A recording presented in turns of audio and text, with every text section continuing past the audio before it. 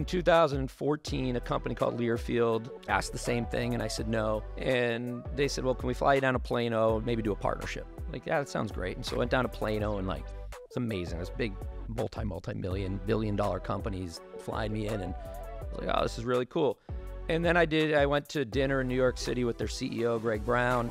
This was 2014, and we had been talking about this partnership, but it was getting complicated. Like, every month we're going to reconcile, and this penny will be yours, and this penny will be mine, and it was just getting super complex. And so we're at a lunch in New York, and Greg said, we have another idea. We just want to float by you. And he slid a piece of paper across the table.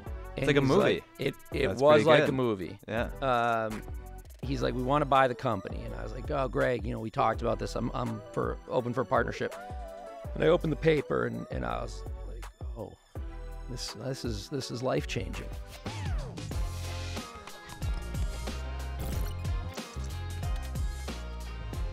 Today in the studio, we have Jeff Rubin. Jeff is the founder and CEO of SIDEARM Sports and has spent over 25 years in digital media, working with thousands of universities and brands like Google, Apple, and ESPN. Jeff has also spent nearly 30 years as a professor of practice at Syracuse University and serves as a special advisor to the chancellor on digital transformation. Jeff, excited to have you on the podcast. Thanks for having me today. Yeah. So I know a lot of your work has to deal with mentorship and educating. Can you just talk to me about the power of mentorship? Yeah, the power of mentorship or just allowing yourself to give back. So for me, teaching is always a form of mentorship, and then it's changed. Whereas I've been teaching now for almost 30 years, and so a lot of the folks that I've taught are leaders in this industry, right? Or leaders across the globe. So to me, I try to put aside an hour every day on the calendar of just where I can give back. And most of the time it's for students, current students, sometimes alums who will come back and want advice. But really it's just a chance to listen. And I think that's what everyone just wants to talk. Everyone just wants to share. I often find a lot of times they know the answer. They just need to talk it through. But I wouldn't be where I am without some advice and having somebody to talk to along the way. And so, whether it's the students I teach or the employees within the company who are looking to grow, and sometimes mentorship means difficult decisions, like leaving the company that they're a part of, but it's the right thing for them at the time. Mm. How did you first find a mentorship? I know for me, it's always been like hard to find a mentor, or even like uneasy to ask someone. And how do you go about, navigating just finding someone that you can trust? It's hard, especially when you're young, because when you're young, people just think they're youthful. They're just going to move on to something else. This isn't real. It's not going to work. There's a variety of things. There's a lot of doubt. There's imposter syndrome. There's everything that goes on. I don't really care if they're going to be successful in what they're coming to me for, because we'll all be successful in life in some way, some form. So I look back at the ones who did listen to me. There were a lot that didn't, right? There were a lot that just blew me off, didn't want to have the conversation. Don't hold a grudge. I think it's for the reasons I just said. But there was a couple. One was my dad, right? And my dad was an entrepreneur and owned some smaller companies growing up, which was really interesting because I got to learn from him, grow with him, have him as my advisor as I was starting out. It also became difficult because there was a point when I grew past anything he had done, and I needed, how do you say this? I needed to fire my dad. I needed to move on to something bigger that could grow with me. That's challenging, right? That's, people talk about family and business and not mixing them, and I get it. But he was a mentor and still is a mentor in so many ways. Then there was a professor, and there was a professor at Syracuse University. His name's David Lankus. He's now down at University of Texas. And it was 1994, and I was taking a class in Holden Observatory, which is super small. There's a classroom, they're super, super small, in the oldest building on campus, and the second oldest building on campus. And he was talking about this thing called the World Wide Web. And, you know, it was Mosaic web browser out of the University of Illinois. And I was fascinated. And that is when I knew what I wanted to do in that small classroom. And he helped me in so many ways in that it wasn't even just the web, it was technology. It was finally like, there's a purpose, there's something I want to do. And I could not absorb information fast enough. And I remember at the time I wanted to, there was a company in what's now Destiny USA, at the time Carousel Center. It was a company called Lechmere, which is kind of like a Best Buy back in the day. They sold your appliances and computers and all that stuff. And I wanted a job there working computers. And so I got an interview, and I remember being petrified. I was like, oh, can I even answer questions about computers? What's RAM? What's a CPU? What's a hard drive? And I remember Dave Lankus sitting me down on a whiteboard and just crash course, like, definition, what it does, why it's important for the consumer. And I got that job, and that job really helped propel me because you're selling. I was selling, and selling is it's persuasion, it's behavior, it's psychology. And so I think, that first job of getting in the industry, again, I was in school, I was in college, part-time, but having him there as someone who not only could answer a question, but actually took time out of his schedule to help me with something I wanted to pursue, right? And that's something that I never forget, in that that's why it's just, it's an hour a day. Now, it's usually early, and that's what I'll usually 8 to 9 a.m. is when I'll do mentoring. And it also shows me the students are the people that really want it, right? Because students don't like being up at 8 a.m. So the ones that do show up for those meetings, I am going to give them my undivided attention, listen. And if I can give them one piece of advice or introduce them to one other person, it's going to be a good day. I think the listeners and viewers of this show are probably thinking, I need to get a mentor. What would you say to recommend them to get a mentor? What should they be looking for? How should they approach certain people? Yeah, a mentor to me, it's relationships. I mean, to me, everything in life is about relationships. And it's hard. You can't just go out. You can't hire a mentor. I mean, I guess you could, but that's probably more of a coach than a mentor. So what I would do is think through your Rolodex, right? I don't think young people know what a Rolodex is, but think through, look at your LinkedIn, look at who your professors were, because it has to start with a relationship to be genuine. And so it can be an aunt and uncle, a mom, a dad. That's fine. It also could be a professor, right? And then the greatest gift I think someone can give is an introduction, right? The greatest gift someone can give is an introduction. And so what you're hoping is, when you're meeting with somebody, is there anyone else you can introduce me to? Right? And if they can just be one, and then that person can introduce, you're building that network. And what may just start as the relationship will grow into the mentorship in time, right? And when it's just genuine, when it's honest, when you let your guard down, when you're vulnerable, and people can sense vulnerability, and for the most part, people are empathetic and want to help. But to me, that's what it's about. And so when I meet with somebody, it's not all the time, but I met with a student yesterday, and I didn't really know how I could help her other than, I'm going to introduce you to one more person, right? And that's what I did. And now they were meeting today, and that to me is that's what this is about. That's, I think, how you can begin to find some folks, but it's got to start with a relationship. Yeah. What excites you about being a mentor or an educator? They could fire me or not pay me, and I'm still going to show up to the classroom on Monday and Wednesday mornings. I've never done, I shouldn't say I've never, I don't do the job today for a paycheck. I do it because of the reward. Teaching is the most rewarding experience. And it helped, don't get me wrong, it helps me professionally as well. But to teach and seeing the impact that you can have on others, again, I teach a large class, 200-300 students in the class. So there's a lot I don't get to know, a lot of them that I don't get to know. They're just a face in the classroom or a name on a spreadsheet. But there are ones I do get to know, and the stories of how you can impact their careers, impact their lives. I don't know how it gets more rewarding than that. Yeah. Right. Aside from maybe being a doctor and saving a life, and I don't have a chance of doing that. So to me, this is, the next best thing is, how can I have an impact on something small? It can be a sentence that you say that just, like for me, it was in that Holden Observatory when they mentioned this World Wide Web, and it was like all of a sudden everything just clicked, right? You never know that moment when something is going to click, when you're going to change somebody's life. But, I have a student today. He works at Major League Baseball, and he just emailed me. He's coming into town in a week, and I'll get to be with his wife and his 2 kids.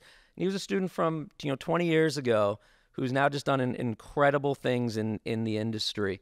It's not about wanting anything in return. All I want is, gosh, if I had an impact, that's incredible. I don't even have to know. If as long as they know, it's wonderful. What got you into being an educator? Gosh, everything goes back to that Holden Observatory.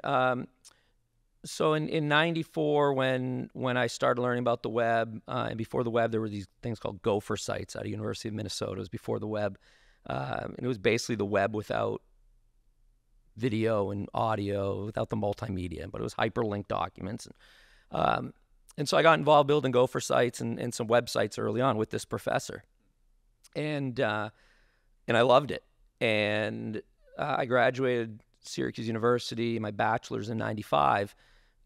And at that point was building websites for some local folks around Syracuse, some folks at Syracuse University, some folks with this professor who did research projects. And we did the original Discovery Channel website as part of a project at Syracuse University. And, just to show how much things have changed, the original website was discovery.syr.edu.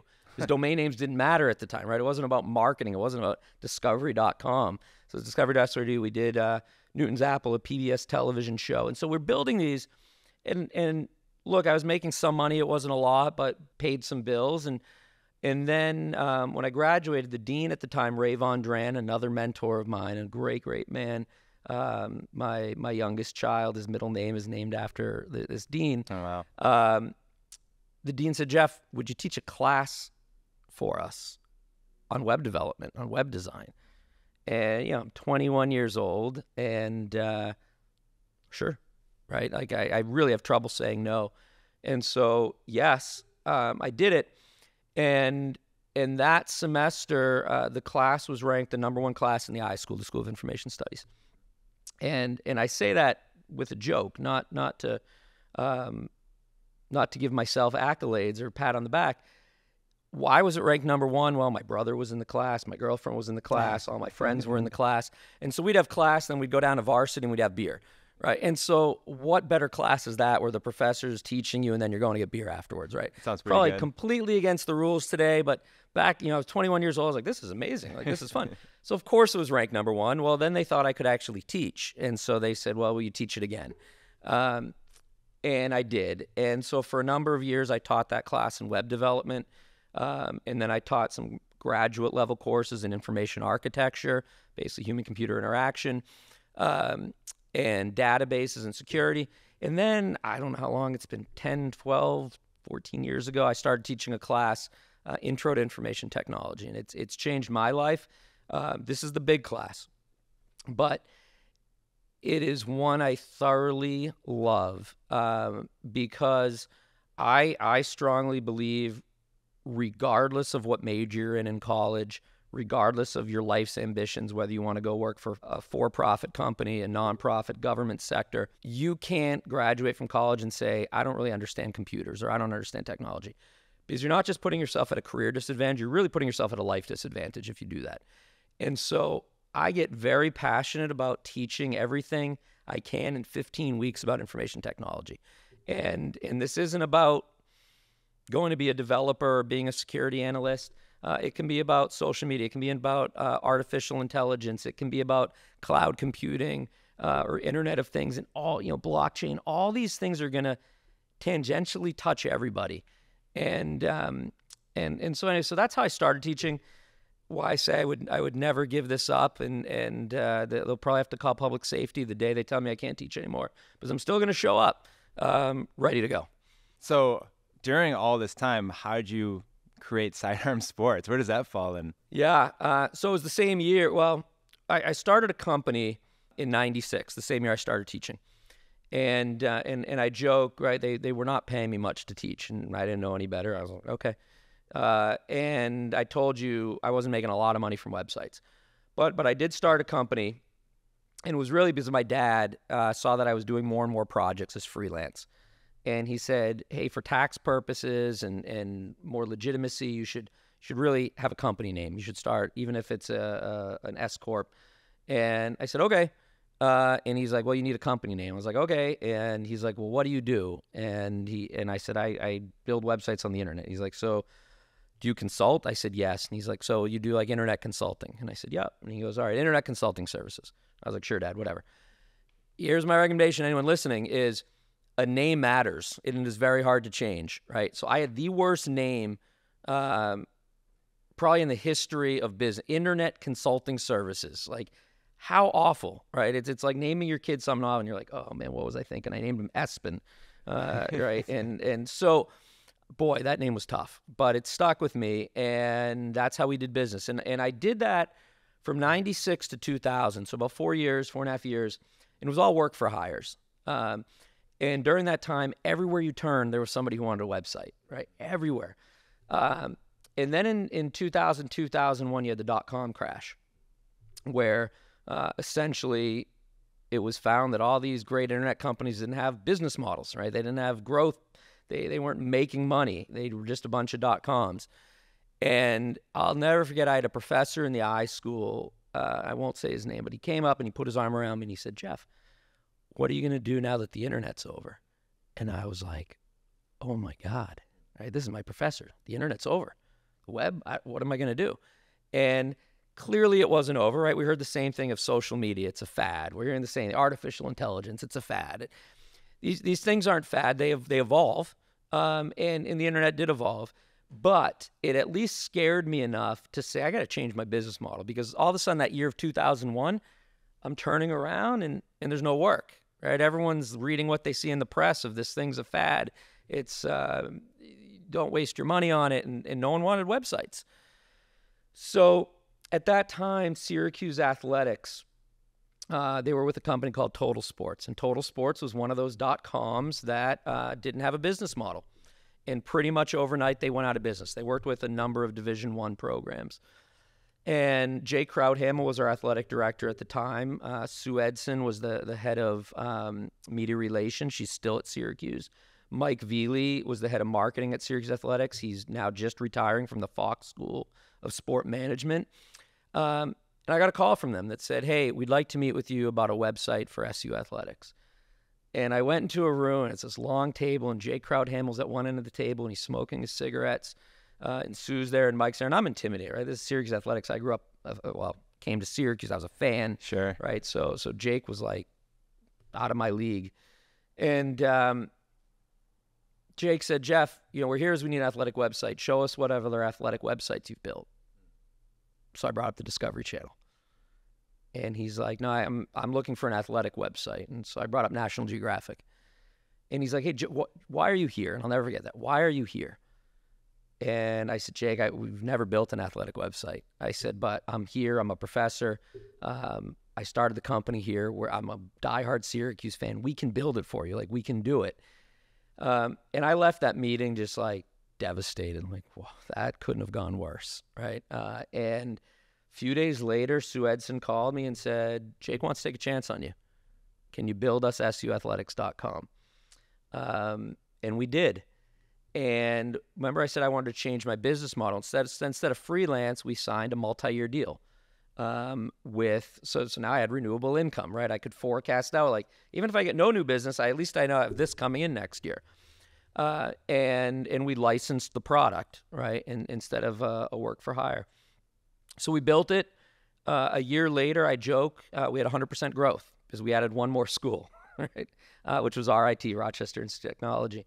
And then the year after that, we added 6, and then 20. And And then all of a sudden, this thing really started growing. And, shortly after that, we started adding 100 schools a year, and it has not slowed down. Last year, we added 140 schools. And it's unbelievable, the growth that occurred. But it all started with a relationship with someone taking a chance on us. And years and years later, I saw Jake at a conference, and we were in an elevator together, and he asked how SIDEARM was doing, and I said, "Man, we're up to like 500 schools." I was like, "It's all your fault." And he laughed, but really, without that, don't know what I'd be doing today. Okay, so I have a very relatable story here. So I started off doing music videos for gangster rap music videos, pretty much, in Syracuse, New York, because I happen to have some rapper friends. Okay. And, we're breaking into buildings, filming like gritty music videos, and anything I can do. I probably did like 100 gangster rap music videos. You're not going to ask me to rap right now. Not right now, but Okay. after, when the cameras are off, we can do that later. Good. And it just so happened that someone's that I did a music video for, nephew, cousin, uncle, brother-in-law, was working at Cornell University for diversity and inclusion. And that person brought me on to interview about doing a bunch of diversity and inclusion and culture videos for Cornell University. So literally on Saturday, I'm breaking into a warehouse doing a gangster rap music video. And then on Monday, I drive to Cornell, and I had the same situation. I thought I was just going to meet one-on-one with someone, and it was a room full of, adults. Yeah. Yeah. And they're all wearing suits, and I'm wearing like a hoodie, and I'm going in, and they're asking me, "Hey, can you do a culture overview video for me?" Show us a culture overview video. And I started pulling up, a music video. And something, though, happened there where someone believed in me, saw a quality or liked me or something, and took a chance. I love it. And I stumbled through that process. And I'm so grateful, actually, to Cornell, because they taught me pricing. They're just like, hey, because I was charging like $100 for a music video. Right. And so I was like, all right, this is Cornell University. I'll charge $500. and they're just like, well, we spent X amount last year. Like, that doesn't even make sense. So they had to walk me through that whole process. And then, my first music video the first video I did for Cornell, I made the huge mistake of trying to do a corporate video. And they're just like, no, like, we hired you because of what you did for the music videos. We want something exciting. That's amazing. Something interesting. So that whole idea is actually like what 325 does. It takes like the exciting, edgy concept, but then brings it into like a corporate. I absolutely love it. Yeah. But it's relationships, and it's been, giving a chance and showing what you can do, right? And that's amazing. I love it. So I was a solo entrepreneur. I was doing this all myself, filming, CFO, whatever. I didn't even know any titles. I was just like living, making these things. That's right. How do you jump from a solo entrepreneur or you in a small team to creating a company that can scale? Yeah. Hard, right? Because you got to let go of some control to do that. And the hardest thing for an entrepreneur to do is let go of control. And so when we started scaling, and I was doing the same thing, right? I'm creating the invoices. I'm sending the invoices. I'm trying to do the books, if I even knew what that meant. I'm trying to do the sales calls and the demos. And learning what taxes was kind of difficult. You learn for a me. lot, right? Exactly. Remember I said our second client was RIT. Well, you fast forward 5-6 years later, this guy who was the sports information director of RIT, he called me. He's like, "Hey, I want you to hire me to do sales for SIDEARM." Like, so he was now on his third school, and he had brought SIDEARM to each one of these schools. And I was like, "Jamie, no, I do the sales, right? Like that's what I do." He's like, "Yeah, but you're just not good at it." He's like, "Because you don't have time." And I said, "Jamie, that's an insult, because I am good at it. This is my baby." And so I said, "All right, I'll tell you, like, we'll do this for a few months. Let's see what you can do." And we went from that was the year we went from 20 or 30 schools to 100 schools. Right. And to this day, when I see Jamie, I still tell him I'm better at it. He just had to devote his time to it. Right? I still don't believe anyone can sell the product better than I can. To this day, I believe that. But I had to give up that control, right? And then little by little, you had to give up control of supporting the product and people talking to the customer. I had a relationship with every one of those schools early on, right? And today I don't, right? You just can't. And so giving up the control and surrounding yourself with the team, is critical. It was one of the, not the hardest, but one of the hardest things that I had to do. And by the way, like when you asked about SIDEARM, and I said that first company was Internet Consulting Services, and then we got into athletics. When we were in athletics for 3-4 years, one of my developers came to me, and they all hated the name Internet Consulting Services. Like, they hated it. No one wants to walk around with a shirt like Internet Consulting Services, right? And so he said, hey, we know we have an awful name, but can we name the product something? And I said, yeah, come up with a name. And the next day he came in and he said, SIDEARM. And I said, like the baseball pitch, SIDEARM. And he said, yeah. He goes, but it's an acronym. And I said, what does it stand for? And he said, Sports Information Distribution Engine with Archive and Records Management. That's what we do. Sports Information Distribution Engine, Archive and Records. And I was blown away. And so we were then known as ICS, Internet Consulting Services, ICS SIDEARM. And that lasted about a year. And then clients would just drop the ICS and be like, do you use SIDEARM? Do you use SIDEARM? Do you use SIDEARM? And so we rebranded as SIDEARM Sports, and that's what took on the name. That's really, I didn't know that. That's really cool. What advice would you have for someone? To me, I only know of like 3 different stages. I'm sure there's multiple stages to this. Like going from 1 person to 3 people has been a stage for me. Going from 3 to 10 is a stage. And I feel like going from 10 to 50 is like another huge stage. Someone told me it's like taking a balloon, filling it up as much as you can, and then it pops, and then you got to start blowing like a bigger balloon. How would you, what advice would you give someone in those stages, going from 1 to 3 and then going from 3 to 10? Aside from being able to give up the control, and then also hiring the right outside advisors are as important as the internal team. So you kind of have like this external team, which could be your financial advisor, your tax advisor, your legal advisor, a leadership coach I highly recommend. And so that's kind of the external team. And then the internal team, right, that you're going to grow. 1 to 3 wasn't so hard, right, because they were buddies and like, hey, we're going to grow this thing together. It's going to be fun. 3 to 10 was harder because now you're going outside of your comfort zone. It's also the problem of when you're 1 to 3, all your eggs are in one basket, meaning like one person does this job. If he or she is to leave, you have no backup, right? And so remember, the guy I told you that named the company, really, SIDEARM, never forget that day he came to me and he said, came in, shut the door. Never good when an employee comes in and shuts the door. Can I just have 5 minutes? Never good, right? Like, just start drinking. And so he came in, shut the door, and he said, I'm moving to Philly. And I was like, nope, can't do that. And he's like, no, I'm married now. I'm going to have a kid. We're going to move to Philly. No.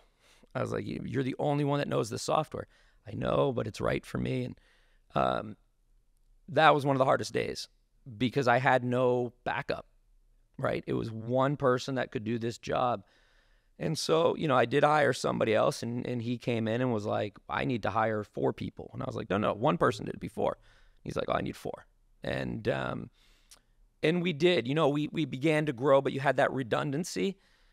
1 to 10, though, you still know everybody. You're still close. Like, it's funny, when my kids were born, and they're now 18 and 16, but when my kids were born, I was looking back at, like, their first birthday party.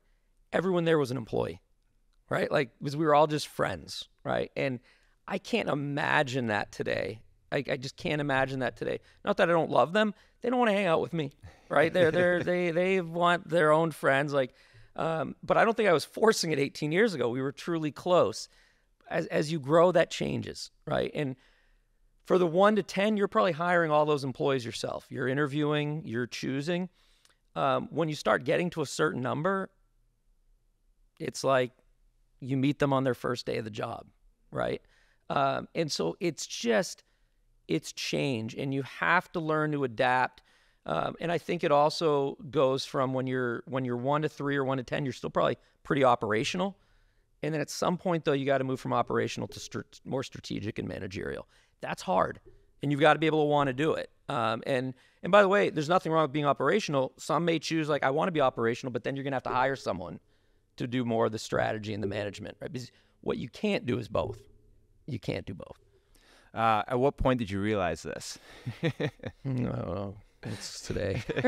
No, there's no eureka moment that I can look back at and say, like, this is when it happened. I think it's reflecting back of at what point was my team like, hey, we're going to hire a dev, and all of a sudden I realize I'm not part of the conversation to hire them, right? And those things happen. In 2012, SIDEARM, we had 500-600 schools that we were working with, athletic programs. We had, I'm going to say, about 30 employees or so, probably around there.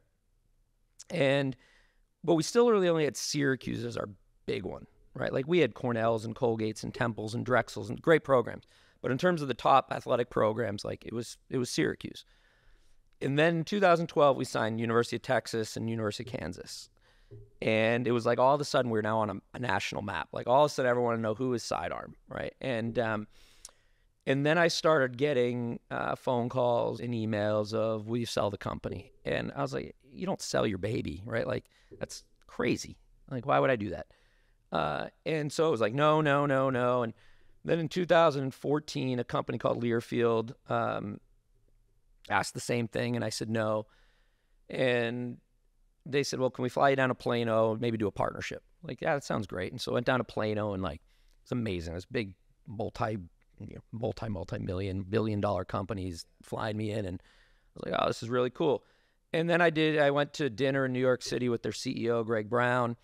This was 2014, and we had been talking about this partnership, but it was getting complicated. Like, every month we're going to reconcile, and this penny will be yours, and this penny will be mine, and it was just getting super complex. And so we're at a lunch in New York, and Greg said, we have another idea. We just want to float by you. And he slid a piece of paper across the table.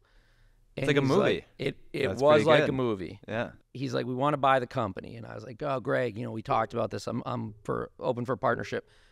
And I opened the paper, and I was like, oh, this is life-changing. And I didn't say yes. I left the meeting just probably whiter than white, and called my wife, and just, what do I do? And, you reflect. And the hardest day of my company, the hardest day of my professional life, was going in to tell the employees I was selling the company. Hardest day of my life. They had all put their trust in me, and I felt like I was now letting them down for corporate greed or whatever it is, selling out. But I looked at it different. I had raised SIDEARM for 14 years, right? Got it to a level, and we got Texas and Kansas, but man, it was a dogfight to get those. There were 65 Power 5 programs. We had 3 of them. There were 62 other big programs we wanted.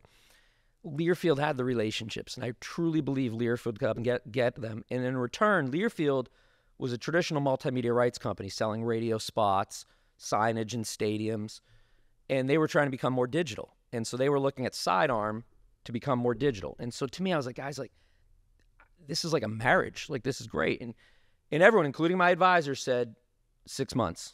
They'll hire you and they'll boot you after 6 months. And I don't want that. That was 9 years ago. And I'm still there. And still running SIDEARM. Still, we're acquired by Learfield. And many of those people who were around that room when I sold are still there.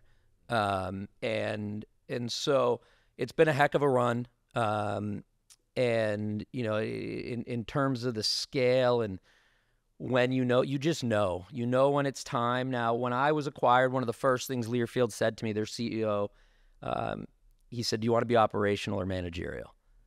And he's like, you can't be both. And my first response was, why? Of course I can be both. I've been both. But you can't. At some point, the scale, there's not enough hours in the day. And I went from, there was, for so many years, not a website that went live without me looking at it, I guess approving it, like saying, this is great. Probably like a video today. I'm sure you're looking at everyone that goes out.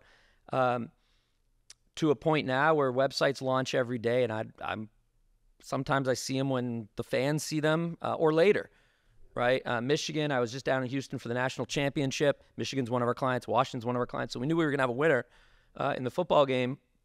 And then, a kind of national championship central page went up, and I was like, this is awesome. And who did? Oh, SIDEARM did that. Oh, that's great. That was us. That's cool. So it just changes. So much I want to say to all this, Jeff. 'Cause I'm like living this right now. We're going to do lunch after this too. Not today, I already ate, but one of these days. I would love that. I'll kind of wrap it up with this one story, and I'm curious to see what you say about this. So I had a long-term client when I was an independent contractor, and I had like maybe one or two other people that worked for me, but it wasn't like a real job. It wasn't like 325 as 325 is today. And I told her that we're going to start like a real business. It's going to become more than just like hiring me. And, at first I thought like she was going to be excited for me, like, be excited about what's going to happen next. And she just looked at me and she said, "Are you sure you want to do that? Like, do you know like everything that's going to come with that?" And that was like 6 years ago, and it still sticks out to me. And now I know exactly what she means, right? Because things has changed, and that's just the nature of business, and that's great. And I think, one of the things I love doing is just waking up and solving problems. Yeah. And that's like that's what filmmaking is like. Every day I go on set. Or where am I going to film? What am I going to say? How do I interview this person? What's it going to look like? And so I've been solving problems like that for a long time. And I think that's what CEOs need to do, is just be okay that things go wrong, and that you need to like to step up and to solve the problems and try to stay as cool-headed as you can. Yeah, you have to. And just remember, it's my grounding is remembering at the end of the day, it's a website. At the end of the day, it's a video. I mean, I hate to say it, right? Yep. But at the end of the day, that's what it is. Yep. No one is going to die if this website goes down, right? And as crazy as it is, sometimes it feels like somebody is going to die, right? And this year we had this fall season, early football season, we had some issues, some technical issues, and let's just say we had one of the biggest programs in the country irate, screaming at me. And it wasn't just one day; it was day after day after day, and it wearing me down, and it was wearing the team down. And I just had to remind myself, like, and at one point I told him, like, this is a website, right? Like, it's a website, right? I get it. You're paying us. There's a service. It's important. But, man, nobody died. Like, let's just put a little perspective around this for a minute. And sometimes you need that. Sometimes I got to remind myself, it doesn't mean it's not real pain. It doesn't mean that there's not real problems. I get it. They're real. But putting it in perspective where some other people have problems is sometimes important, just to ground yourself. Yeah, 100%. So we like to end every podcast with these same 3 questions. Okay. What is your favorite book and why? So that I do love reading. My favorite book, it probably changes based on the week and the how Sure. I'm feeling. But today I'd probably go Everybody Always by Bob Goff. So Bob Goff is more of a Christian author, but it's not. It is about faith, but it's not about Christianity. But it very much is about perspective and relationships and people. And to me, that's what business is about, right? And that's what life is about, and about just loving each other and realizing we're going to be different and it's okay. And so I think for me is sometimes I just need that, like we all need just some mental health sometimes, and that book gives it to me. I can't answer with what one, but Trevor Noah, Born a Crime, incredible book, really? Incredible book. And you just realize how, like, hearing people's stories. I love stories. I really do. So I'm not much of a fictional book reader. I will read it, but I love nonfiction. I love to hear people's lives, their stories, learn from their experiences. Trevor Noah, another incredible one to read. That's great. Second question, what keeps you passionate? What keeps me passionate? Learning. So, I told you every morning I put aside an hour for mentoring. Not every day is filled, but I put it aside. But before that, I put an hour aside. So I get in the office pretty early, and my first hour is just reading and listening. So it's podcasts. There's no shortage of newsletters, right? As you know, you can just get overwhelmed.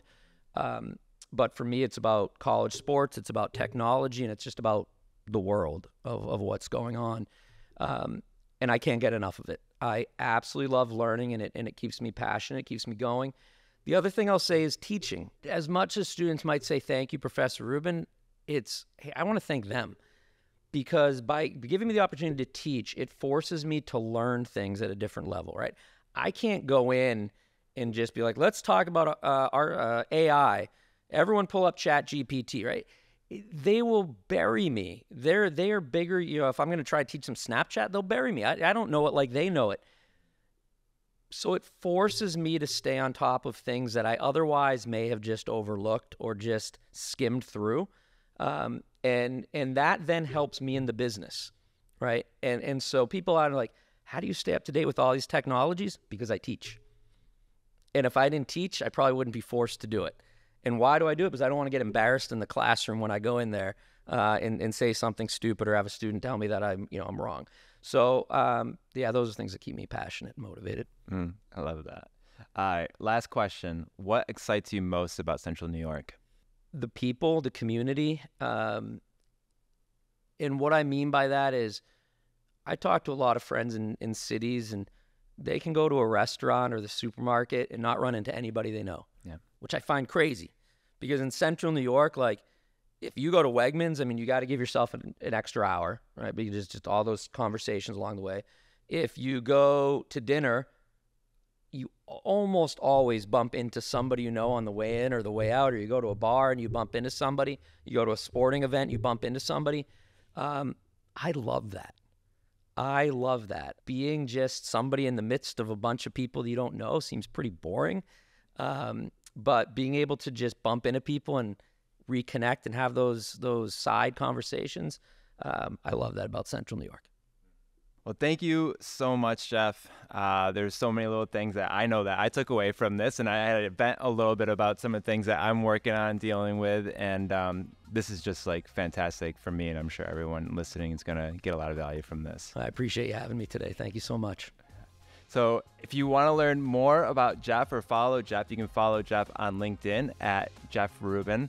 And also be sure to follow Studio with 325 for more conversations with extraordinary people like Jeff every Monday.